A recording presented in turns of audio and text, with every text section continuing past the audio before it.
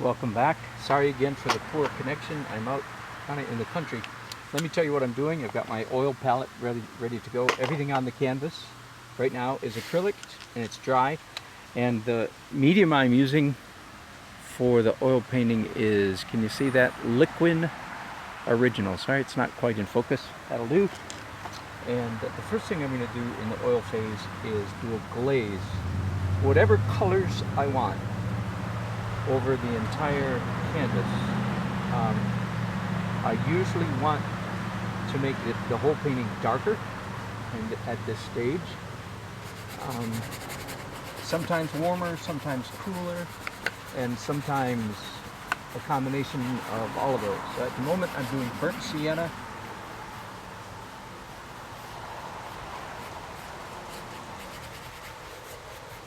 Over much of the mill and stuff around the mill. One of the things you want to make sure when you're doing a painting is that the painting is either mostly warm or mostly cool. Never 50-50. 50-50 is irritating. 50-50 is irritating in almost every measure. You don't want a horizon 50-50 in the middle, you know. You'll notice this mill is offset. That's because 50-50 is irritating. And so with warm and cool, if you finish a painting and you ask your artist friends, so do you think, is this a warm or a cool painting? Is this a warm painting or a cool painting? And if they hesitate and hum and haw and go, I'm not sure, that's a bad sign. Probably means it's a bad painting, at least in that, on that continuum. What's the word I'm looking for? In that regard, anyway. Because you want it to be mostly warm with some dark, with some cool areas, or mostly cool with some warm areas. Okay, so which paint? What is this painting? It's got some definite. It's gonna have some cool here. Right now, it's got some really nice cools right down here. I just warmed them up. It's got cool here and here. But anyway, no, it's mostly a warm painting, isn't it? This is going to be a warm painting with cool bits, cool areas. And that's what you want. Or vice versa, a cool painting with warm bits. Go ahead and put this burnt sienna even all the way up in the sky. Now I'm not done with this glaze, by the way. When I finish the burnt sienna, I'm going to do at least a couple other colors. Whatever colors you want, whatever colors I want. Very intuitive. There's no right answer to this stage of the process. But I am happy to say, hey Heather, yes, thank you my dear. This is definitely Paris. One of my old watchers there switched over from Facebook. Thanks, Heather.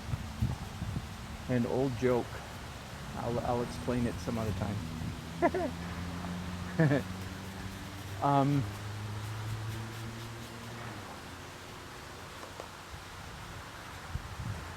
So I do whatever colors I want, and so people like Heather, forgive me, I'm repeating myself. You guys are probably tired of hearing me say the same things over and over.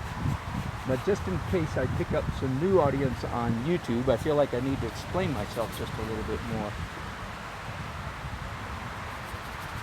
So right now I'm doing some Viridian green glazes down here. That's as opposed to the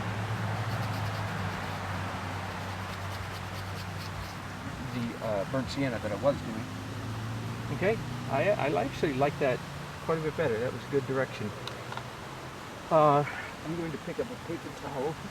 I'm working out, of course, on location, if you will, on plein air today, and traveling a little bit light. I've got a Soltec easel and then a nylon bag filled with all kinds of stuff, including my trash, like that. And I brought it all on a little fold-up hand truck because I'm about half a mile from my car. Okay, now for some, I'm doing phthalo blue at the moment. And if you're a painter, you know, a little phthalo goes a long way, so you always have to be very careful with that phthalo. I love phthalo blue. I've heard some people say, oh, I never use it. Well, that's crazy. You've got to learn how to use it. Just learn how to drive it. Learn how to drive the thing. A little goes a long way. That's pretty much all you need to know with phthalo, because it's a staining color. It's a dye as opposed to a pigment. It's not exactly technically correct, but it's good enough. Okay? It's a staining color, so it behaves differently than most of the other colors. Most of the colors are a very fine gravel suspended in oil that rests on top of your painting. A dyeing, staining color is like an ink that soaks in. That's an overly simplistic description. I'm going to let it go at that and not chase that any further.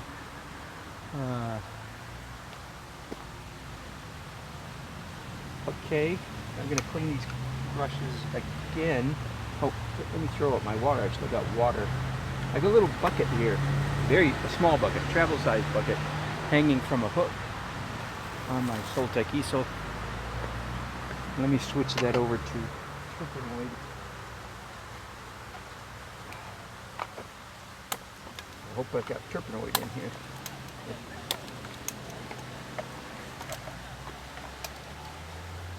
Yeah, not a lot. Not a lot, but it'll do, I guess. In fact, I have a backup Turpenoid. And I'm going to pour my backup into... hello, ladies. Thank you. Oh, I thought I had backup. There you go. I don't. Okay. So, typical for plein air. Plein air when you're far away from your stuff. I have very little Turpenoid, and it's just going to have to do. It's just going to have to do. So I'm going to use a lot more wiping clean brushes on rags.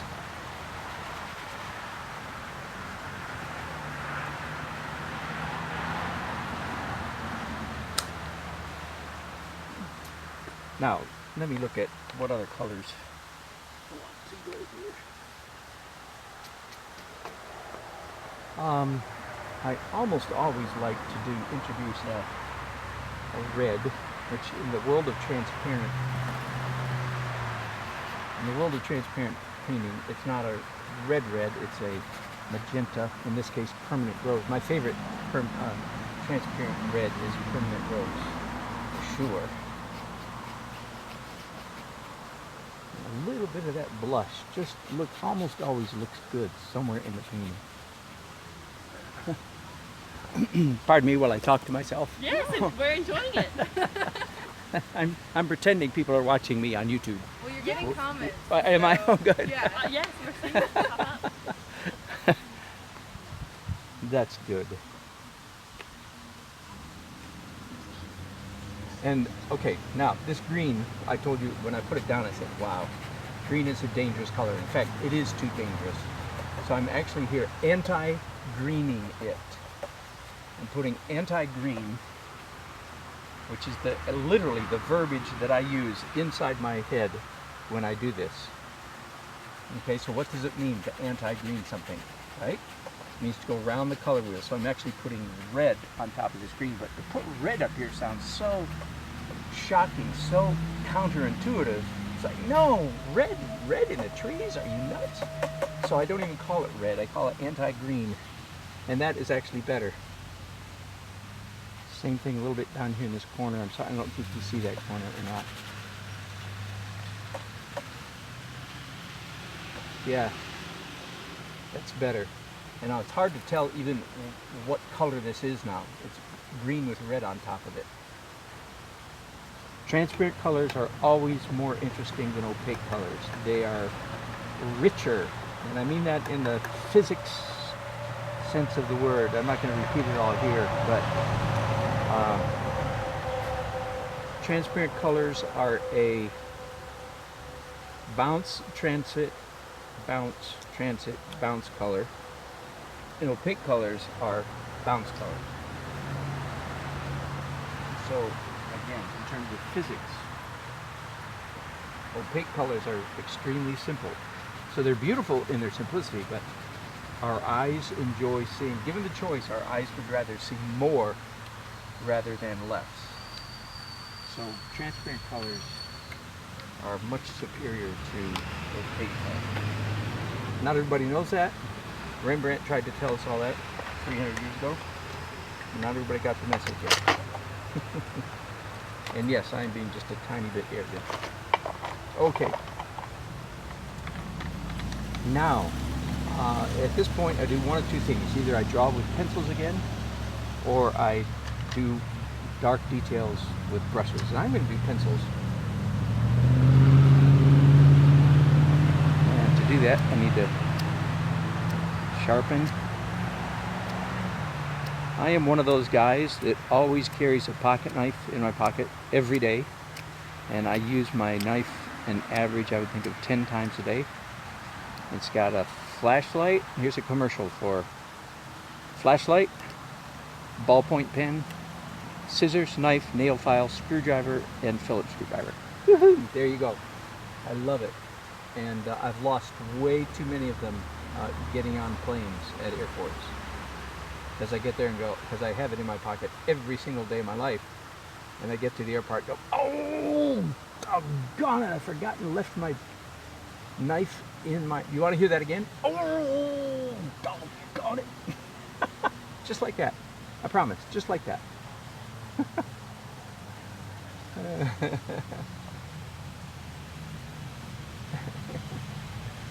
He's commenced to cussing, Maud. Come in here. He's cussing.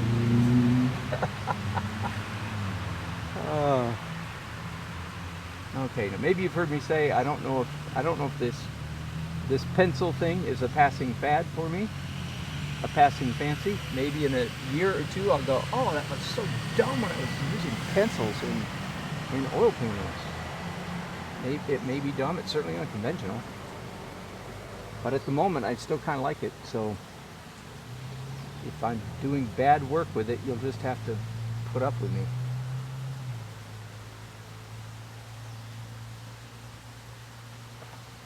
In other words, I expect to be growing as an artist. I expect to be growing and changing fast.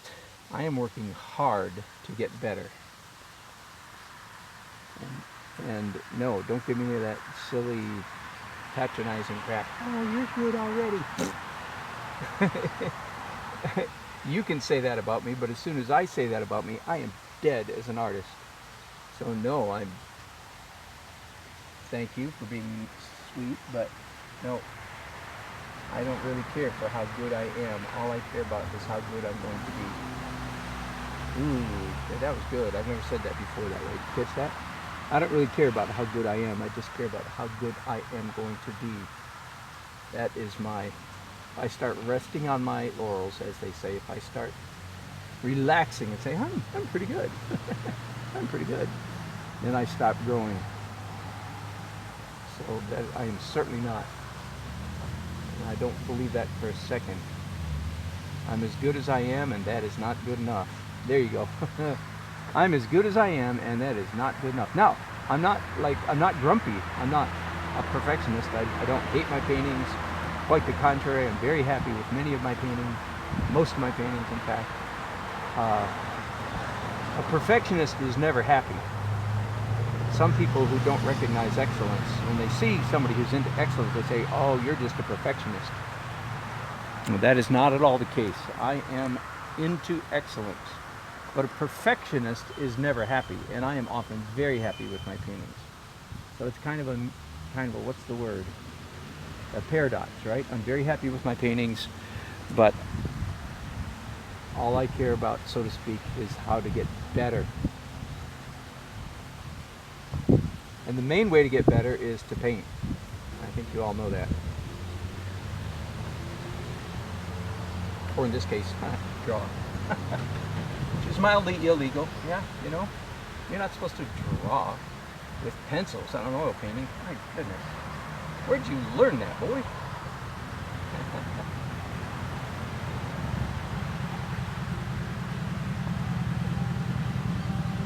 you gotta know what the rules are before you break them intelligently.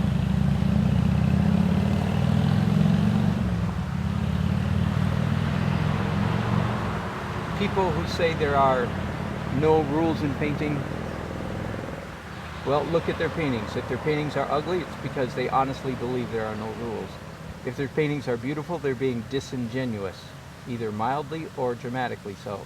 They're saying it for what they really mean is, what they typically say is, you tell me a rule and I'll show you a beautiful painting that breaks it. And I agree completely. The exception does not prove that the rule doesn't exist. In fact, many times the exception proves that the rule does exist.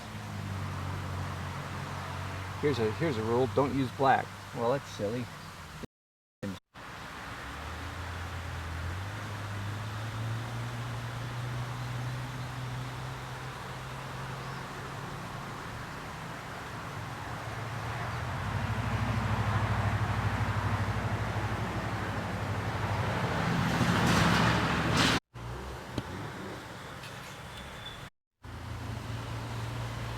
Wow, sorry gang, sorry for the bad connectivity. I've done everything I can do technically to try to fix it. So sorry, I hope you're catching some of this, including my apology. I'm still working. I finished the colored pencil, the black pencil, grease, sort of like a grease pencil, and I've been doing dark details in transparent oil for several minutes now. And I'm nearing the end of that phase, I believe.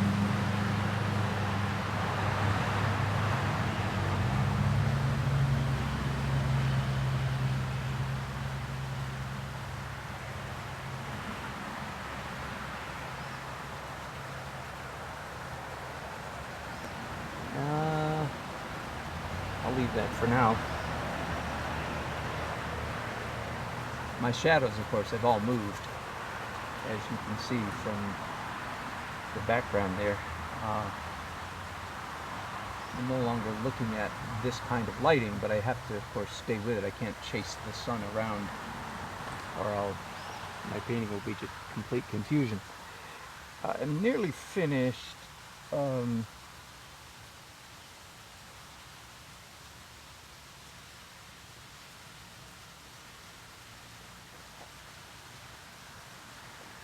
Looking for opportunities to make interesting marks.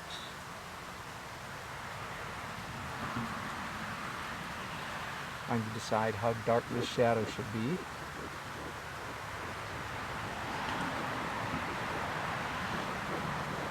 Now, I still consider everything that I've done up to this point, I consider underpainting. The only thing that is overpainting is the very last stage, the next stage coming up, in which I do essentially traditional oil painting with this huge exception. With the exception that I allow most of the underpainting to show through.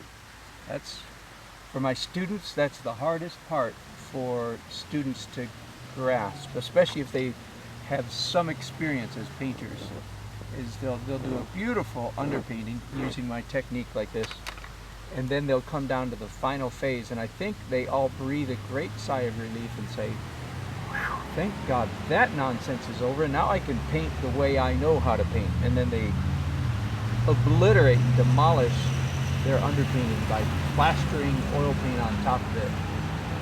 And I've got to think when they walk out, of course I say this at every class, but I've got to think that as they walk out the door, they go, well, why did we spend all those hours doing that underpainting? Look, I just did an oil painting on top of it. And of course that is the point.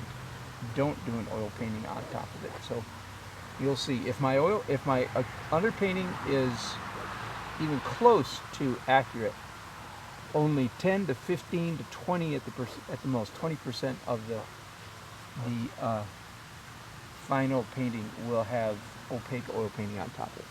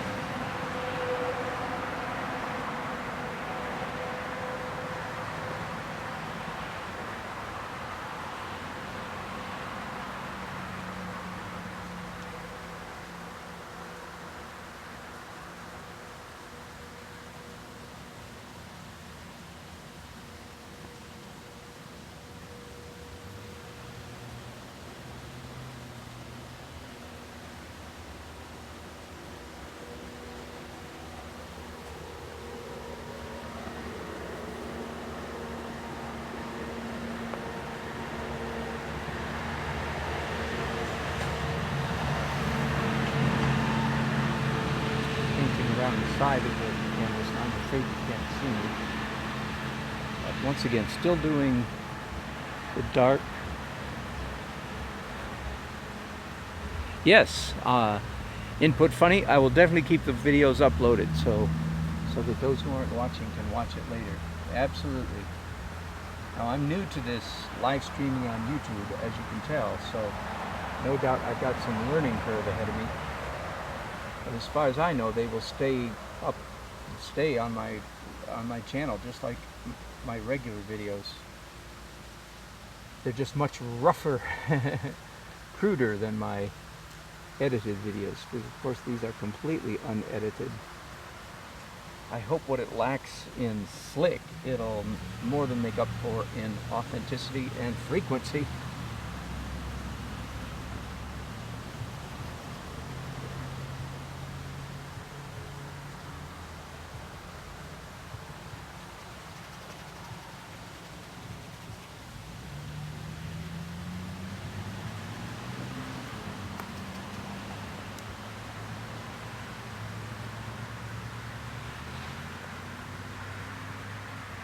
A little bit more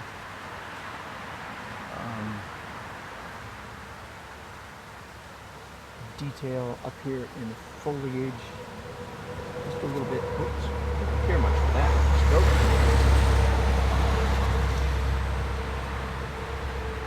Yeah, some dark up in the corner. A real subtle vignette effect. Not up here though, that's going to go to blue sky up in the upper right. Okay, I mean, you're not quite seeing the whole painting, are you? Sorry about that. There we go. Maybe that'll do better. There. Definitely need some dark up on this side of the canvas. By the way, this painting is, yes, going to be for sale at Ashley's Gallery in Fuquay Varina on North Main Street, 700 North Main Street, 702, whatever it is, North Main Street in Fuquay Varina. And it'll be there by next Saturday, the 24th, and will be for sale. They're great prices. Catch me before I get famous. Too late. In my dreams. Do catch me before my prices go back up to where they were a few years ago. That's a long story. I'm not going to get into it right now, but yes, I lowered my prices a year ago. As one after another gallery went out of business, I saw this is a real dead-end street here. So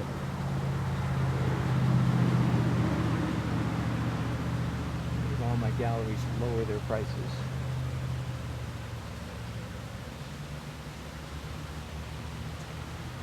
Okay, I'm going to stop there. That is the end of stage 7, perhaps. One more phase to go, and that is the final layer of light opaque highlights. Thanks for watching. I'll be back in a little bit.